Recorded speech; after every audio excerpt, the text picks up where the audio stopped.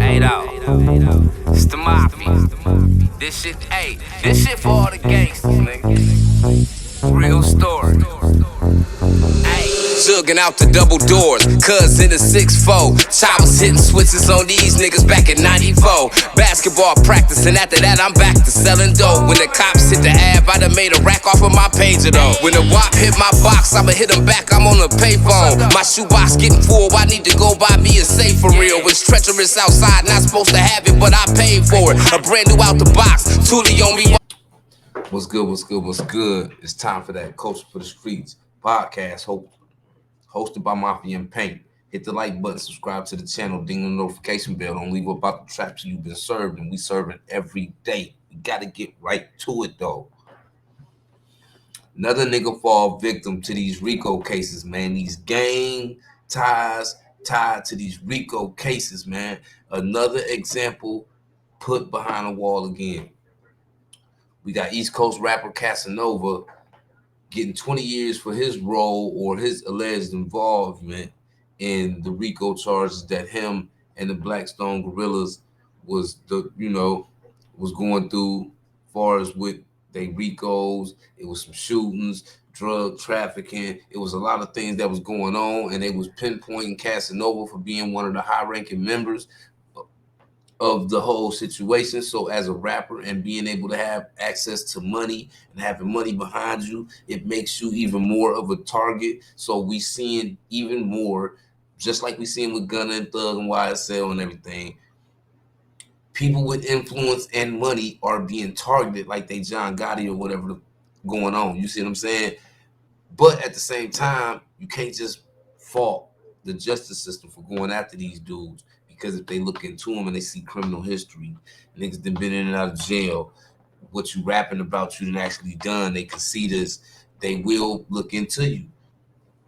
So as a nigga that come from the struggle, you get up out the street, you have to be accustomed to letting the street shit go to survive in the legal world. That's just how this shit gotta go. It's hard to do that. And I'm telling you firsthand, as a street nigga, that's one of the hardest things to do. But look what's going on.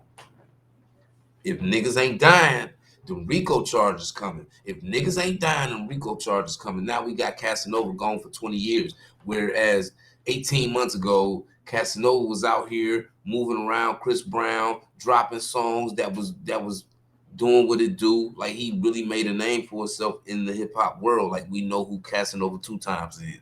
You see what I'm saying? When we see that necklace swinging with the 2X on it, we know that symbolized what Casanova got going on. You see what I'm saying? So to see Casanova have to lay down, leave his family, leave his career, spend most of his money on top of miss out on a big majority of his money because he's not present to really do a lot of the things it take to be sustainable as an artist. You have to be present. You got to do press runs, them shows, them pop-ups, and all of the things that come with being an artist. He ain't able to do that right now. So I'm not saying he's not making no money, but it's really hard. And then the feds, you know how the feds are. They super fine you, so the restitution be super high. So you end up coming home and got to start over on top of figure out how you gonna pay restitution back to these dudes.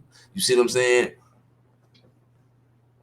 And I know at a time like this, being where Casanova was just at, I know he regretted a lot of things, as far as promoting and glorifying all the things he did, as far as promoting and glorifying being in jail, all the stabbings, how you the biggest gangbanger, how you the biggest nigga in Brooklyn, how you like got the most power in Brooklyn, all the things you promoted added seasoning to the case that came upon you. You see what I'm saying? And you got to deal with the consequences of your actions. And when you over promote the things you done did in your life that may not be healthy for the situation you got going on in the legal world, you got to tone that shit down, man. And niggas got to stop. You know what I'm saying? I don't know why a lot of times people glorify these things to add stripes to their media presence. Like, fuck the media. And I'm saying that for everybody, man. Fuck the media. They ain't the ones that pay your bills. They not responsible for your career. They don't make the real life decisions you got to make. Why feed into what the media care, what social media care about. It doesn't matter. You have to obtain your riches. You have to maintain your riches, and you have to be consistent at maintaining your riches. You cannot give up what you worked so hard for something you was trying to escape in the first place. We was trying to get up out the street. So when you get up out the street, to not leave the street alone is kind of hypocritical and it's backwards, because now you made it out of the situation you're trying to get out of and you don't want to leave it alone. So you keep it attached to the new world that gave you a whole new way of life. You want to keep that attached to the new world and your new way of life. You want to keep that attached to that. You attach the danger that came with what you just escaped from because you don't want to leave it alone. We as street niggas got a habit. It's just like a crackhead, a meth head, or anything anything, pill head, anything that people are addicted to. The streets is an addiction to.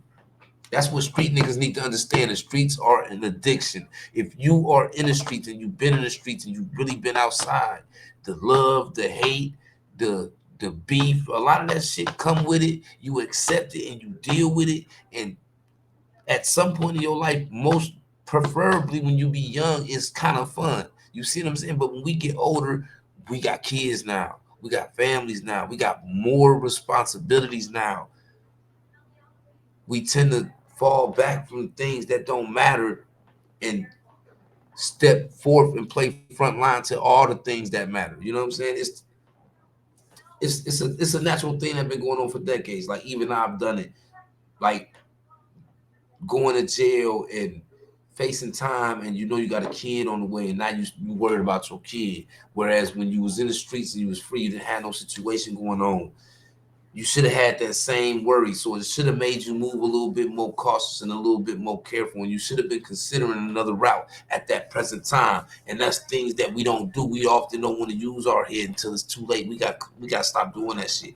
Look how many millionaires went to jail on RICOs. Look how many niggas that's facing charges right now. So they have to spend their millions on fighting for their freedom, man. So is that what we made it out the hood for? To still get into something else, only to still have to spend the money we obtain on fighting for our freedom because niggas don't want to leave the streets alone? This shit is dumb.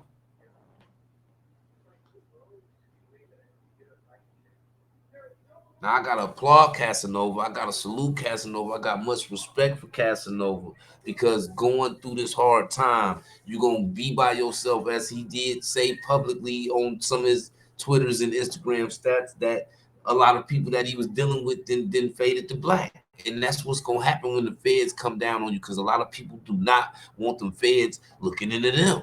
So you're gonna lose. I went through this with my own brother. My own brother was going through some Fed conspiracy shit like all my homies was. So it was like, this my brother. And at times it was hard for me to communicate with my brother, even see my brother, because every day you got Fed agents sitting down from your house watching your crib.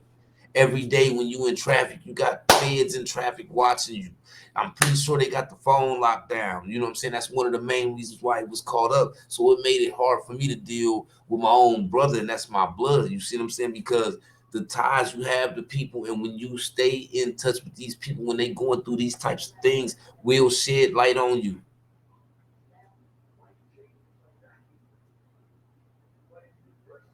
So at the end of the day, when you come up out the streets, you got to learn how to move like Jay-Z did, and Jay-Z does. Because Jay-Z came from the same environments. He came from a harsh project. He came from hustling, and he got in the game. He obtained the money, and he got smart and learned how to make the money, learned how to make his rap hustle be the new dope game for him.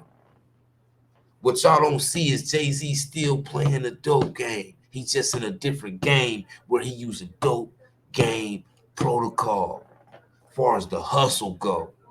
He using all these platforms and all these avenues and all these lanes like the dope game. It's just like selling weed over here, selling dope over here, selling whatever over there. It's multiple avenues of income. He turned that into a corporate system for him. You see what I'm saying? We got to learn how to do that too. We can learn how to come up out of getting shot at, shooting at, sliding, beefing, killing, stealing, drilling. If we can come from all of that and then obtain millions. We got to learn how to turn the millions into generational wealth for our family to come and our kids and shit. Because a lot of niggas not seeing that, they either dying or they going to jail. So what did you really build when you crashed it off, when you blew your own house down over stripes? A lot of this shit be over stripes to people that you don't even fucking know. A lot of people that don't even matter, nigga. Fuck the stripes, nigga. You got the money now. You had the stripes before you got the money. So, nigga, the money overweighed the stripes because you been had those. So I look at it like Casanova doing 20 years about some shit he had already stood on, some business he stood on already. He ain't had to stand on that shit no more, nigga. You got shooters outside. You got niggas that do whatever. All you got to do is detach yourself from that. Let them niggas do what they want to do if they don't want to change their life. You a whole newfound boss now in the corporate world. And I know this is the same thing that he's thinking about right now. With a fresh 20 ball on his shoulders, he got to deal with this, man. Ain't no rap career when you come home after this 20, bruh. You're going to be like 50. Ain't no album. Ain't no what? Ain't no going back outside these and posting up. So what, you going to come home and live regular? Man, y'all better look at the bigger picture, man, because it's a lot of niggas going to jail, and it's a lot of niggas dying, and it's a lot of niggas that ain't paying attention, and it don't cost shit to pay attention. Paying attention is actually free. Y'all need to pay attention because y'all act like y'all don't see what the fuck going on, man. Hit that like button, subscribe to the channel, ding the notification bell, man. Don't leave up about the track till you've been served. It's time for that. Culture for the streets. And if it's part of the culture, we gonna talk about it. Straight like that.